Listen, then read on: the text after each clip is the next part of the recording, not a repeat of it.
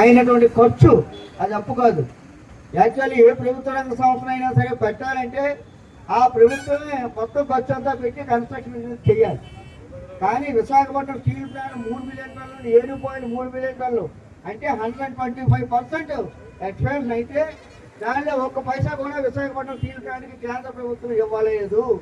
అది స్పష్టంగా చెప్పదలుచుకున్నాం.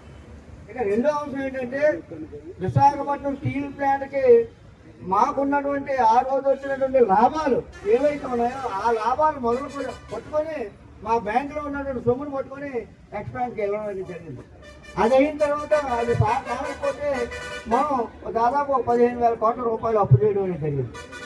దాని తర్వాత గవర్నమెంట్ యొక్క ప్రోత్సాహంతో రాయబరేలీలో వీల్ ప్లాంట్ కట్టడానికి 2,000 కోట్ల రూపాయలు అక్కడ కట్టాల్సి వచ్చింది. అది కాకుండా గవర్నమెంట్ యొక్క ఒత్తిడితో ఓఎండీసీ కొనడానికి ఆ రోజు 350 కోట్ల రూపాయలు మేము పెట్టుబడి పెట్టాల్సిన పరిస్థితి వచ్చింది.